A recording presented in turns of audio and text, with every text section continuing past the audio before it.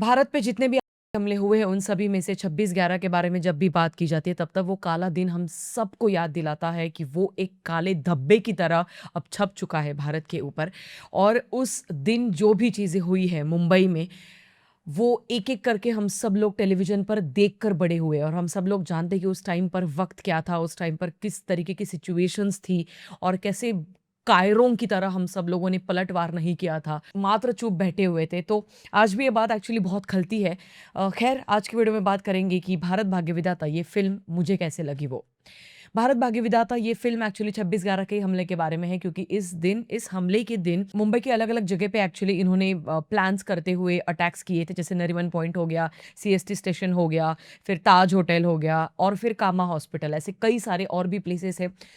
तो अभी तक 26/11 के ऊपर कई सारी फ़िल्में बनी हैं, कई जगह पे उसके बारे में बात की जा चुकी है, बट कामा हॉस्पिटल में स्पेशली उसके ऊपर आधारित एक फ़िल्म बनाना ये अपने आप में बहुत बड़ी बात है, जिसके लिए मेकर्स को एक्चुअली मैं धन्यवाद करना चाहूँगी। बिकॉज़ बहुत बार ऐसे होता है कि जिन लोगों ने एक्चुअली मेहनत की हुई होती है उस वक़्त पे उनके बारे में ज़्यादा बातें नहीं की जाती और ये फ़िल्म एग्ज़ैक्टली सटीक जगह पे वार करती है, जहाँ पर वार करना बहुत ज़रूरी है। तो आप में से कई सारे ऐसे लोग हो सकते हैं जो अपनी अपनी ज़िंदगी में अनफॉर्च्यूनेटली 1 महीना या फिर 2 महीनों तक लगातार एडमिट रहे हैं।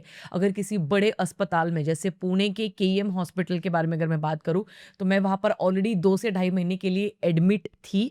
तो मैंने इस फ़िल्म को जब मैं देख रही थी तब वो पूरा माहौल मेरे सामने वापस ज़िंदा हो गया। वो जिस तरीके से नर्स एक-दूसरे के साथ बात कर रही है, गप्पे लड़ा रही है, उनकी आवाज़ मतलब वॉइस मॉड्यूलेशंस पे भी बहुत काम किया गया है। Specially kudos to all the Marathi actresses. Believe me, जिस तरीके की डायलॉग डिलीवरी सभी मराठी एक्ट्रेसेस ने की और including of course Kangana Ranaut too. मैं कंगना रनौत के बारे में थोड़ी देर बाद बात करूँगी, बट फिलहाल मैं सिर्फ साइड कैरेक्टर्स के बारे में बात करना चाहती हूँ, स्पेशल मेंशन करना चाहती हूँ। स्मिता तांबे इसमें हमें नज़र आती है, गिरिजा ओक है, ईशा डे है और इन सभी के साथ-साथ प्रसाद ओक, इन्होंने भी कंगना रनौत की पति की भूमिका निभाई है।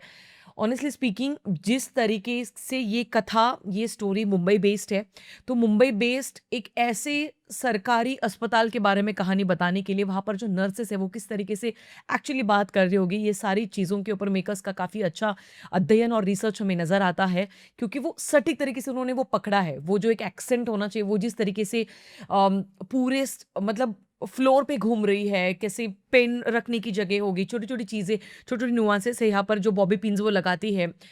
ये इतने छोटे-छोटे नुआंसेस हैं जिसकी वजह से हर एक कैरेक्टर काफ़ी अपना कैरेक्टर लगता है, काफ़ी रिलेटेबल कैरेक्टर लगता है और जैसे मैंने शुरुआत में ही कहा, जो लोग ज़िंदगी में कभी 2-3 दिन हम लोग जब एडमिट रहते हैं ना, तब इतनी ज़्यादा हमारी अच्छी बॉन्डिंग नहीं होती है नर्सेस के साथ या फिर मौसी, मामा जो सिस्टर्स, ब्रदर्स रहते हैं अस्पताल में काम करने वाले।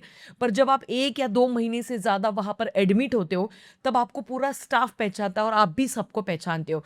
तो वो एक चीज़ मेरे लिए काफ़ी हिट करने वाली चीज़ ज़रूर साबित हुई। उस मामले में मुझे फ़िल्म बहुत ज़्यादा अच्छी लगी। इस फ़िल्म के राइटर और डायरेक्टर हैं मनोज तपाडिया सर और इसके पहले मैंने इनका कोई काम नहीं देखा हुआ है। और अगर मैं इस फ़िल्म के स्क्रीन प्ले के बारे में बात करूँ तो रितेश शाह, इन्होंने इस पिक्चर का स्क्रीन प्ले लिखा हुआ है, डायलॉग्स लिखे हुए हैं और इसके पहले अगर उनके काम के ऊपर रोशनी डालने की कोशिश करें, तो रितेश शाह, इन्होंने इसके पहले रेड, एयरलिफ्ट, कहानी, पिंक, इस तरीके की पिक्चरों की स्क्रीन प्ले और डायलॉग्स लिखे हुए हैं। उनको कई सारे अवार्ड्स भी मिल चुके हैं पिंक के लिए। तो कहीं न कहीं पे वो एक एक्सपीरियंस यहाँ पर उनका नज़र आता है। हाँ, मैं जानती हूँ कि पिक्चर के शुरुआती दौर में उन्होंने काफ़ी ज़्यादा समय ले लिया। जब एट एक्चुअल वो अस्पताल में घुस जाते हैं, वो काफ़ी लेट वो चीज़ आती है। बट बिलीव मी, वो जहाँ पर आती है, वो सबसे बढ़िया मोमेंट रहा मेरे लिए। आई थिंक वो एक बहुत ही ब्रिलियंट स्ट्रैटेजी रही। अच्छा, दूसरी चीज़, ये एक सर्वाइवल सस्पेंस थ्रिलर जॉनरा की पिक्चर है, तो इसमें कुछ भी, कहीं पर भी, किस तरीके से भी अनप्रेडिक्टेबल चीज़ें होने वाली, ये मुझे पता था। इसी के चलते मैं जानबूझकर कोई रिसर्च नहीं करके गई थी इस पिक्चर के लिए। जब मैं पिक्चर देखकर आई, उसके बाद मैंने रिसर्च किया and believe me, Kama hospital में उस टाइम पर जो सिचुएशन रही होगी, वो जो हम लोग एक इमेजिनेशन के ज़ोन में चले जाते हैं, तो वो बहुत ही अच्छी तरीके से इन्होंने सेकंड हाफ में हम सबके सामने रखने की कोशिश की है।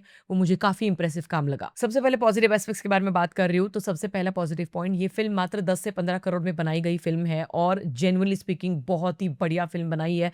अगर इस फ़िल्म का बजट 10 से 15 करोड़ में ये इस तरीके की पिक्चर बना रहे हैं, तो अगर इनको और ज़्यादा बजट अगर दिया हुआ होता, तो और भी ज़्यादा एक्सीलेंट ब्रिलियंट हर एक डिपार्टमेंट में हमको नजर आती। दूसरा पॉजिटिव पॉइंट, इस पिक्चर में हर एक साइड कैरेक्टर भी उतनी ही महत्वपूर्ण भूमिका निभाते हुए नजर आते हैं, जो मुझे बहुत अच्छी लगती है चीज़।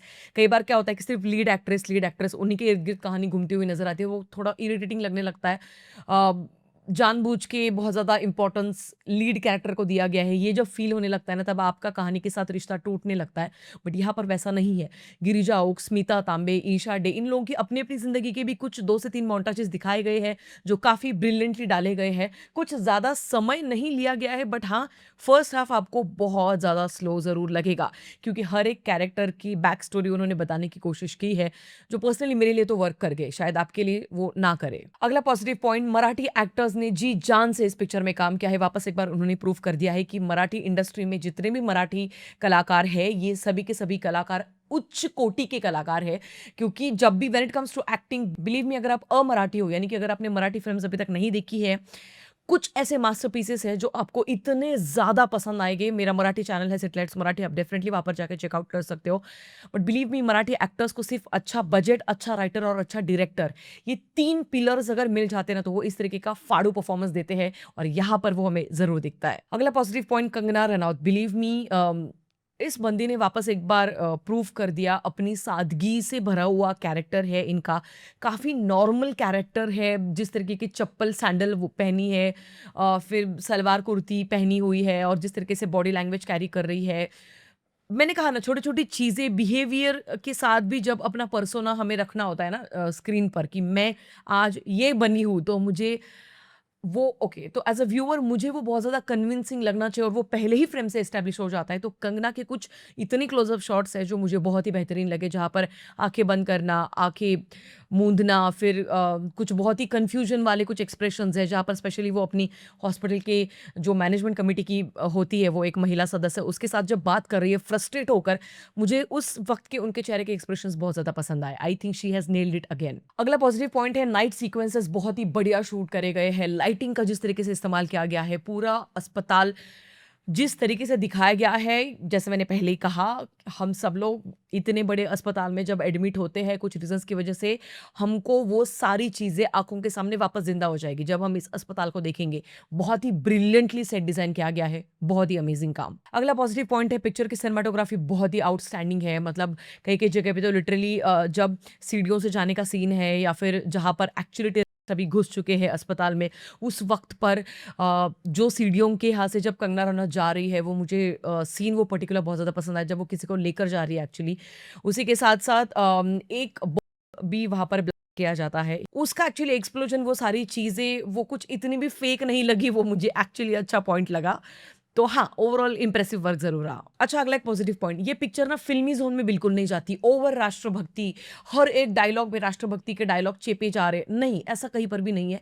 हाँ, 2 से 3 जगह पे क्लीशे ज़रूर होती है पिक्चर, बट वो नेगेटिव में बात करेंगे। बट ओवरऑल अगर आप मुझसे पूछो, तो ये एक बहुत ही बढ़िया मैसेज देने वाली, पूरे परिवार के साथ बैठकर देखने वाली पिक्चर मुझे लगी। एंड बिलीव मी, आपके पैसे बर्बाद हो गए, ये फीलिंग आपको नहीं आएगी एटलीस्ट। ओके, अब बात करते हैं नेगेटिव एस्पेक्ट्स के बारे में। जैसे मैंने पहले कहा कि फर्स्ट हाफ बहुत सारे लोगों को बहुत ही ज़्यादा स्लो बर्निंग लग सकता है। मेरे लिए वो नहीं वैसा रहा, बट शायद बाकी के लोगों के लिए हो सकता है, बिकॉज़ अच्छा खासा टाइम लिया गया है। जब एट एक्चुअली सिचुएशन होती है, तो वो थोड़ा-सा लेट आती है फ़िल्म में, वो थोड़ा-सा और पहले आ जाती तो अच्छा रहता। अच्छा, दूसरा नेगेटिव पॉइंट, इसमें ना टाइमिंग के बारे में, डेट के बारे में, कि अब इतना समय हो चुका है, अब इतने बजकर इतने, थोड़ा-सा और वो ज़्यादा स्पेसिफिक अगर होते, तो देखने में और भी ज़्यादा मज़ा ज़रूर आता। ऑफ़ कोर्स वो मज़ा लेने वाली चीज़ नहीं हो रही है घटित हम सब के सामने, वो हम सब लोग को पता है, बट सिनेमा है तो सिनेमा की तरह हमको ट्रीट करना तो पड़ेगा।